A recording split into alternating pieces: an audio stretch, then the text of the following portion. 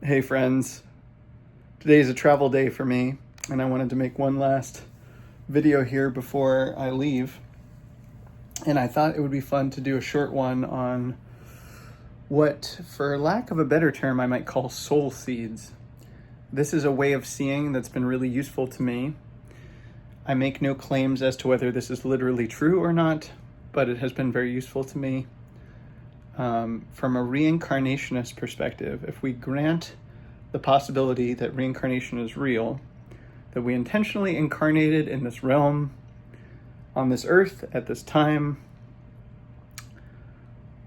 for a reason, intentionally, then one thing that follows, many things follow from that view, but one is, I think, a sense that various seeds are planted in our soul, in our life, such that when we find them, something gets activated or remembered. And often, at least for me, these have been meeting certain people, reading certain stories, especially when I was a kid, watching certain movies, going to certain places. There's a clear before and after. It's like, oh, I read that story and now I remember, or I care about, or I value something that I didn't before. I didn't have a sense of that. I didn't remember it, but now I remember. And I'm trying to think what some of these were for me. I feel like reading The Hobbit was one, reading Don Quixote was one, meeting my teacher, Soryu, was one. Certainly other friends that I've met. I don't even fully remember what the soul seed was for starting to meditate. It was definitely, one thing was definitely watching Shinzen Young talk at Google, not live, but on YouTube, his talk that he gave there. But there might have been an earlier one even before I was watching that. And it's like a clue. It's like a reminder. It's a little seed that's planted, and we may not even fully understand it at the time, but it blossoms. And one way to see it from a reincarnation perspective is like we all have these guides in that view. Again, this may or may not literally be true, but we have these immaterial beings that are like guardian angels who are looking over us and wishing us well and wanting to support us. Some guides are more or less active. They're more or less active at different times, but they help keep you on track and make sure that you're progressing spiritually. And from this perspective, they plant certain clues such that when you find them, you're like, oh yeah, I care about that. I'd forgotten, and other people in the world don't seem to care about this, but I do. I'm here for this reason. Ah, yes. I don't know, one thing that comes up here is like what we've always cared about, but no one else seemed to, or our family didn't, or our early friends didn't. And we're like, no, but this matters, and no one else can see it. And then the soul seeds sort of like activate that potential and give us a context to carry that forward. Probably productivity was one for me, like reading David Allen at like 12 or 13.